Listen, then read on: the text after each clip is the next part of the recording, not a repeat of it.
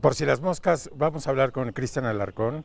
Él es el premio Alfaguara de novela de 2022.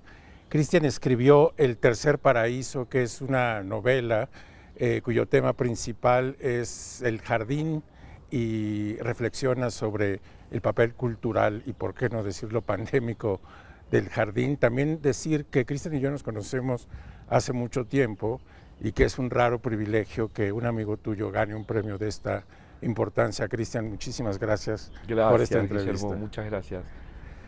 Cristian, digamos que el libro está para atraparlo de alguna manera dividido en algunos tiempos. ¿Por qué no comenzamos por hablar del tiempo presente, que es el tiempo pandémico, y del reto que el narrador enfrenta y lo que descubre en el jardín?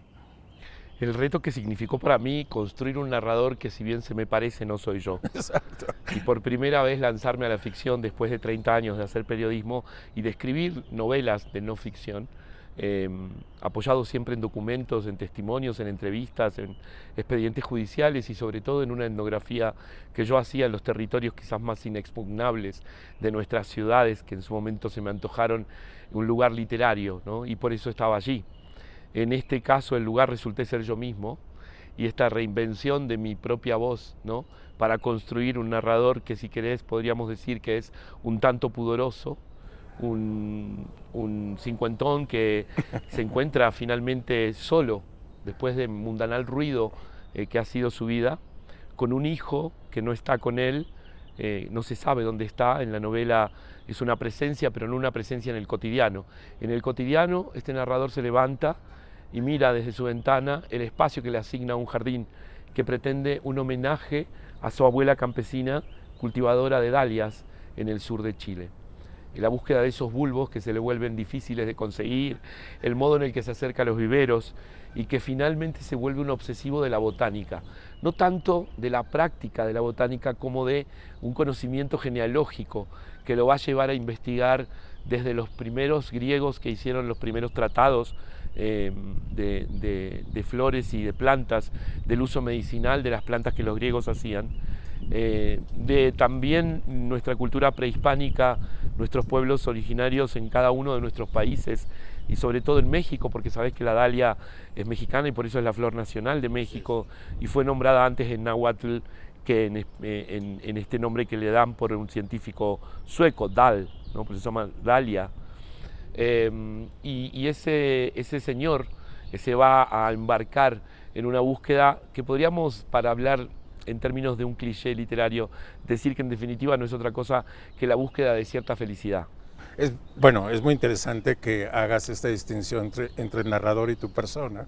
Te tengo que confesar que, como te conozco, estaba leyendo a un hombre, bueno, el narrador es un hombre con una madurez y como con una necesidad de entrar en buenos términos finalmente con la vida, y que al mismo tiempo es un narrador, como dices tú, cansado, con una vida citadina y mundana muy activa, y que finalmente pues se enfrenta por distintas circunstancias ante la idea de hacer un jardín y refugiarse de algo más. Hay también un personaje que es muy interesante, que es el personaje del jardinero que te acompaña o que acompaña al narrador en estas aventuras. Mi viernes, yo siempre digo que donde voy, no solamente en esta aventura, ¿no?, botánica, donde Antonio, el jardinero paraguayo, ¿no?, que es el que va a traerle el conocimiento de la práctica de la jardinería al narrador, pero donde voy suele haber un personaje así. No pudieron entrar en la novela, pero en cada lugar en el que estuve escribiendo en el sur de Chile, encerrado durante meses, alejado realmente de todo, para poder terminarla a tiempo, allí siempre hubo un otro, que yo digo que es el viernes que necesito, como Robinson Crusoe, ¿no? Necesitó a ese otro humano. En el último refugio, que fue en el lago Caburgua, frente a las montañas, había un joven que era el que me facilitaba la leña para poder a calentar esa casa gigante que no se calentaba nunca, y que cada tanto, cuando se terminaba la carne o el vino, agarraba un bote, cruzaba el lago y esperaba un bus que pasaba solo una vez al día muy temprano para volver al día siguiente con provisiones. La soledad me costó mucho construir la soledad de este personaje, porque sabes que yo no solo soy un citadino, sino también un sociópata extremo. Me encanta la sociabilidad que me ofrece mi oficio y la ciudad. Ofrecer cenas, más bien soy un salonero o una salonera del París de los años 20, 30, lesbiana vocacional, que gusta de elegir menúes y comprar flores para adornar la casa y recibir a los invitados. Y este señor, el del Tercer Paraíso, es un señor absolutamente solitario que descubre que no está solo cuando descubre cómo le habla la naturaleza, ¿no? Hay otro plano que es fascinante, que es toda la meditación acerca de los autores clásicos siglo XVII, XVIII, Nezahualcóyotl, etcétera, sobre la naturaleza. Sí. Y de ahí extraes una enorme cantidad de conocimiento acerca de la filosofía, la naturaleza, la ciencia, la poesía, etcétera. Sí. Ahí hay, digamos, una meditación interesante y un conocimiento también transmitido que es algo que yo no pensé que iba a quedar en la novela. Yo pensé que la novela solo iba a ir de este registro contemporáneo, presente, del que busca en el jardín una respuesta a la incertidumbre de la pandemia, y que también descubre en la compañía de la naturaleza, de lo mineral, lo vegetal y lo animal, un otro, ¿no? Un otro con el que dialoga, con el que construye el Tercer Paraíso. Y el relato de un clan familiar en tercera persona desde los años 40 hasta entrada a la dictadura de Pinochet y la dictadura argentina. Y de pronto mis lecturas, que eran cada vez más obsesivas, sobre todo aquello que quería saber de cómo se había construido el corpus del conocimiento científico de lo botánico, al menos en Occidente. Y empecé a descubrir personajes como Nezahualcóyotl, y lo aprendí. Sí. Me encantaría saber más náhuatl. Qué idioma tan bello, qué poesía tan profunda, tan hermosa, ¿no? Bueno, y en específico, Nezahualcóyotl tiene esta idea de que hacer cantos y hacer flores son unas actividades similares, es decir, la poesía y la botánica. La poesía y la botánica para él son exactamente lo mismo.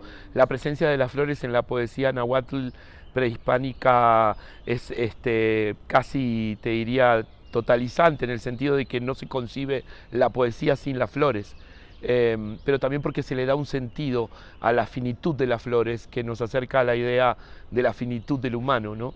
Hay una conciencia de la muerte y es una poesía que parece bella desde una estética floreciente y que al mismo tiempo es triste, porque está hecha desde la conciencia de la finitud. A mí eso me conmovió muchísimo, porque en definitiva esa también es la idea de la construcción de un paraíso, ¿no? El paraíso supuestamente cristiano es un paraíso al que vamos a acceder cuando muramos, ¿no? Una vez muertos vamos a acceder al paraíso. Entonces mi planteo es, hay un paraíso posible aquí. ¿Por qué no nos apuramos y lo construimos antes, ¿no? Si morirnos nos vamos a morir igual, ¿no? Ya lo dijo Nezahualcóyotl.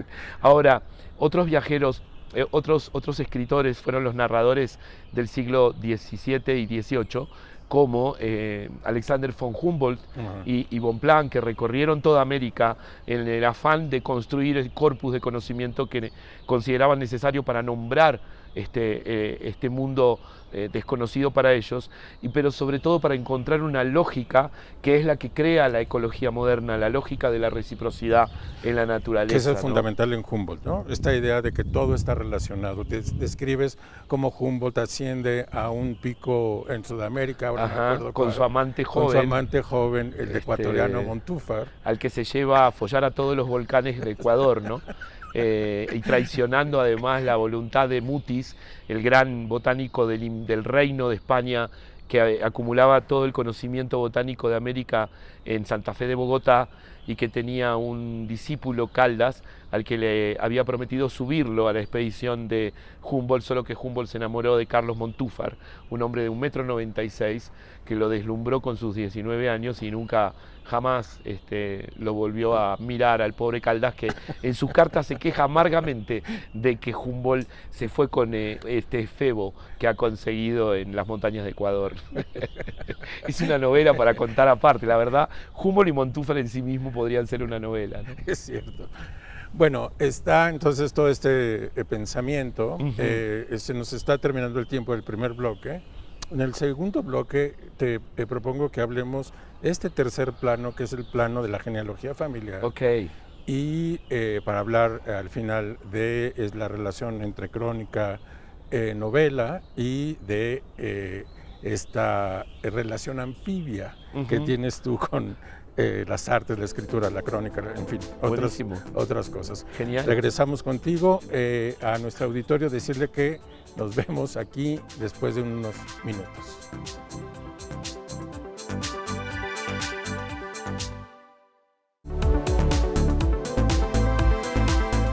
Por si las moscas, estamos de regreso. Soy Guillermo Osorno, estoy hablando con Cristian Alarcón, ganador del premio Alfaguara de novela 2022. Cristian, antes del corte ya te proponía un par de temas. Me interesa mucho que hablemos de esta genealogía familiar del narrador que se establece. Te tengo que confesar que estoy seguro que esa es la razón por la que escribiste el libro, en fin, ya me dirás, pero que en un principio no sabía a dónde iba. No voy a decir dónde termina esta genealogía familiar porque me parece que es revelar una parte fundamental del final del libro, pero bueno, es cierto, o sea, hay algo en el deseo de contar esta saga familiar en la razón del libro. Claro, me interesa mucho cuando decís que no se sabe en un momento a dónde vamos, porque, porque la novela es un mecanismo complejo, cuya estructura me costó muchísimo armar, para que pueda el lector acompañarme en esos primeros pasos, aún en la incertidumbre de no saber exactamente por qué este señor está cultivando este jardín y estos personajes están atravesando estas tragedias en otro tiempo, en otro lugar, ¿no? El modo en que estos capítulos pequeños, que son más de 200 creo, se van concatenando, el modo en el que los pude hilvanar para que entonces se produjeran estas sinapsis en la cabeza del lector cuando va encontrando las huellas que le permiten concluir que este tiene que ver con aquel y que este tiene que ver con este otro, ¿no? Ese juego, digamos, de espejos que se produce es algo buscado. La historia familiar, que está inspirada sobre todo en mi madre y en mi abuela, que reciben otros nombres en el libro porque se convierten en otras personas, en otros sujetos, alimentadas por historias de otras mujeres. Lo que he hecho es algo sumamente anfibio, que es hibridar la memoria de una familia con las memorias de otras y la invención de una buena parte de la historia, sobre todo en sus detalles, en sus paisajes, en sus recorridos, en sus geografías, en sus laberintos. Algunas escenas me fueron narradas de muy pequeño. Tuve la tentación en un momento de acudir a la memoria de las mujeres vivas de la familia para completar la historia. Sí, también es interesante saber si tuviste que reportear esto. Claro, no. O fue en recuerdos. Me negué. Cuando tuve la tentación dije, de ninguna manera lo vas a hacer. No necesitas hablar con nadie. Un solo diálogo con mi madre me asustó y dije, voy a quedar como rehén de los testimonios. No tengo nada que preguntar. Si narraron de más, lo lamentarán. Y si narraron de menos, también lo lamentarán. O sea, no quisiste Pero esta caer en esa... no es una novela para mi familia. Esta no es una novela que, a diferencia de ese jardín que intentaba honrar a la abuela, honra la memoria familiar, ¿no? Esto es una operación literaria arbitraria, caprichosa, ¿no? En donde no pedí permiso, ni le voy a pedir permiso a nadie, para reinventarlo todo, en pos de una historia que a mí se me antoja universal, ¿no? Y que en donde, como manda la estructura, incluso el estilo el uso del lenguaje, que es infinitamente menos barroco del que yo podría haber usado en otros textos míos, tanto más limpio, más cuidado, donde los adjetivos piden permiso cada vez que aparecen. Y con frases más cortas. Y una respiración, ¿no? Sí. Que busco también emular, donde busco emular algo que tiene que ver con la lógica de la naturaleza, ¿no? Es como el trinar de estos pájaros que nos acompañan, una melodía, ¿no? que nunca molesta, aunque es inquietante. La idea de la inquietud, la idea de lo inminente, de algo que está por ocurrir y que no sabemos exactamente qué es, y que nos sorprende hacia el final, porque es algo sorprendente no por lo espectacular. Yo que escribí sobre narcotraficantes que se asesinan en múltiples batallas, yo que maté a tanta gente con mis propias manos, teniendo que volver a contar sus muertes, yo que creé santos populares y que me dediqué a deificar rufianes y rufianas, ¿no? Prostitutas y travestis, artistas y criminales, locos, políticos corruptos. He transitado en el periodismo todos los géneros y todos los personajes. Aquí me limité. Gran parte de la invención tiene como desafío la limitación, el recorte, ¿no? Para poder sostener esa respiración. De modo que negarme al reporteo no hizo más que liberarme, ¿no? Fue todo lo contrario. Antes yo buscaba en la acumulación de la información la libertad creativa para producir textos que emocionaran, que conmovieran, y ahora todo lo contrario. En privarme de la acumulación de información, justamente encontré la libertad. Hay otro momento de la novela que me interesa personalmente mucho, y establece un arco también narrativo interno, que es la del niño narrador cuya madre lo descubre pintándose y vistiéndose de mujer, y que recibe una paliza. Esa es, digamos, una parte. Yo creo que se trata sobre todo de una persecución. Es un niño que cree que lo van a matar. Cree posible que el golpe de esa madre desesperada por su radicalidad, por su diferencia, lo puede matar. Bueno, en esa convicción, ¿no?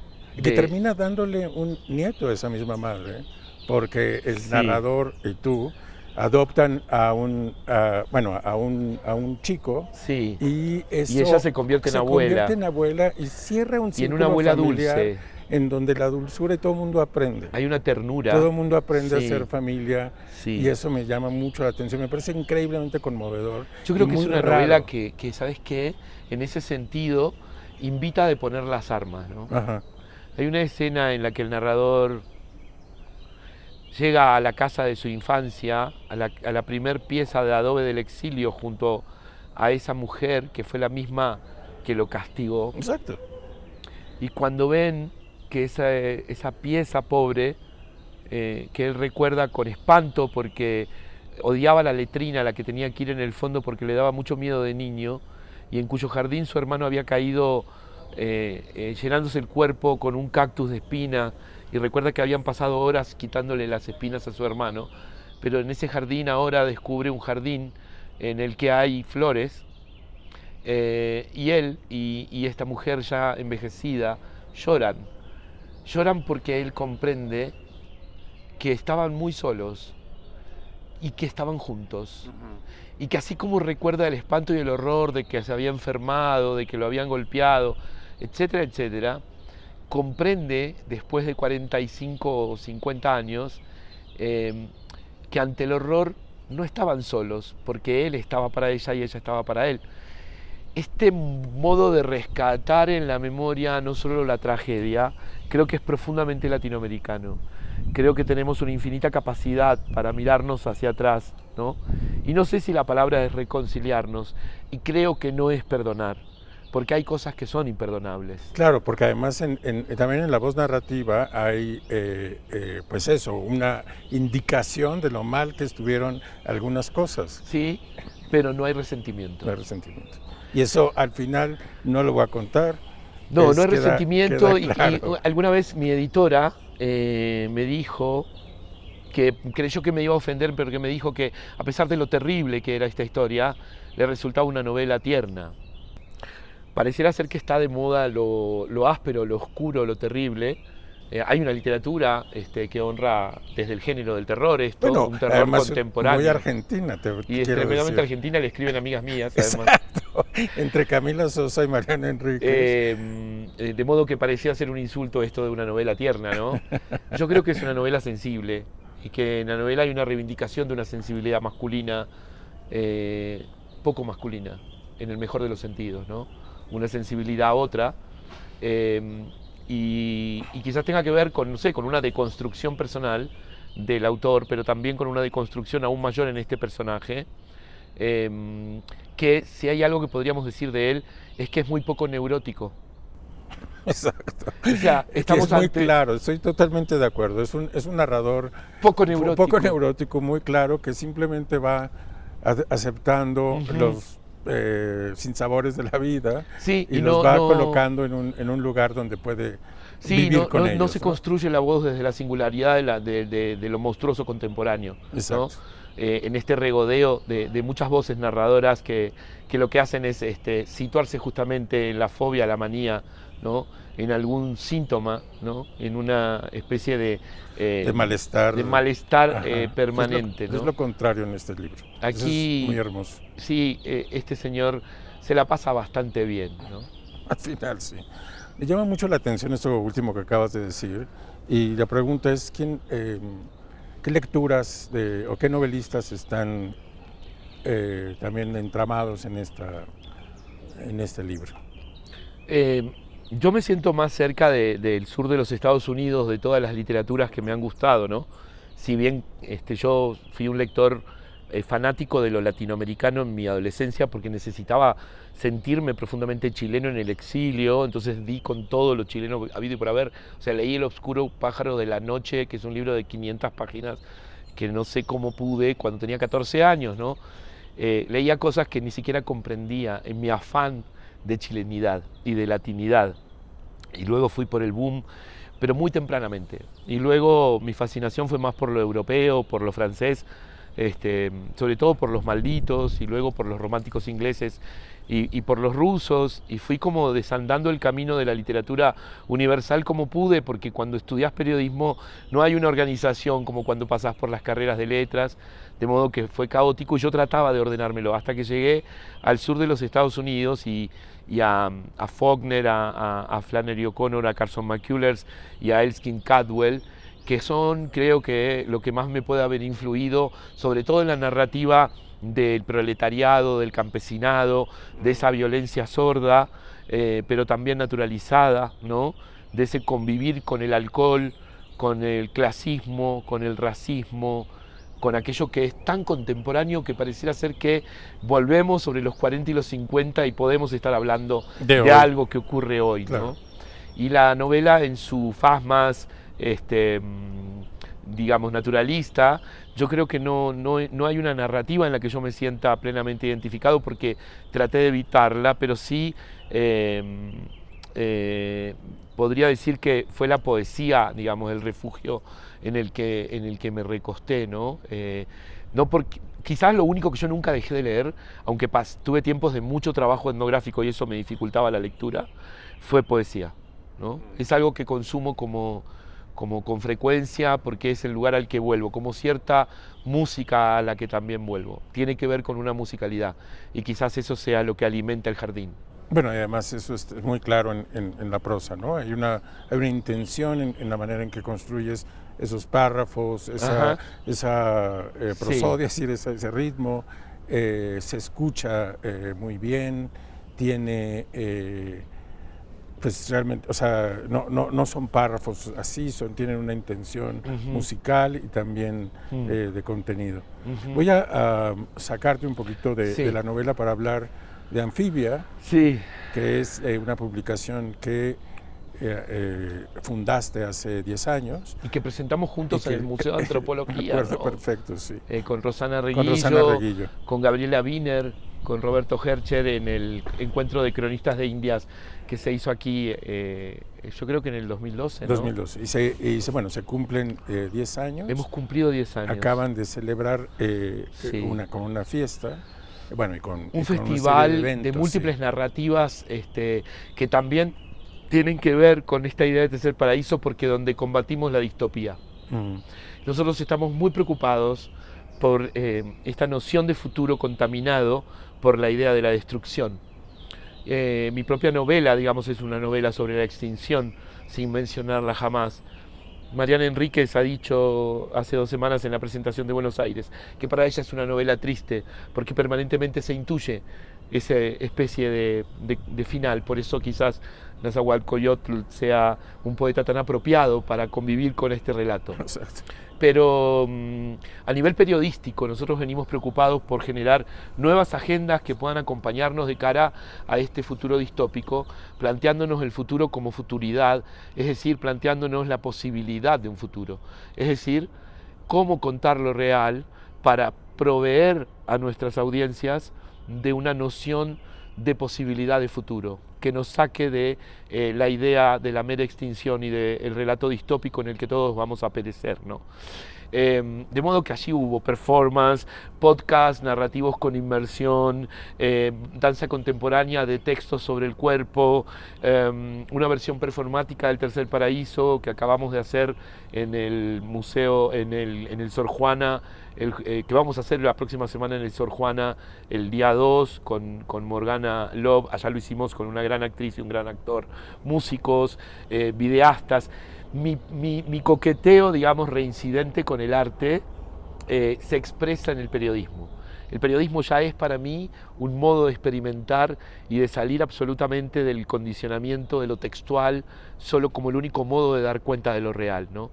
Nosotros planteamos que en el periodismo latinoamericano venimos de una tradición que nos tuvo en la información, más del orden anglosajón, luego en la investigación, luego en la interpretación que nosotros hemos hecho desde el ensayo, y que ahora estamos en el periodismo de la creación, y que esto es lo que puede salvar además a un oficio que también por momentos parece entrar en la lógica de la extinción.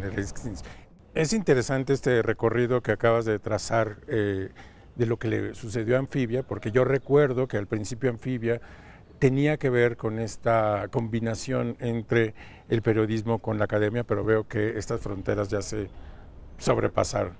Sí, decidimos habitar la frontera cuando ya nos sentimos cómodos en esa intersección entre la academia y la narrativa, y empezamos a experimentar con no solo los formatos, sino también con otro tipo de fronteras que nos llevan más hacia el arte y la creación, ¿no?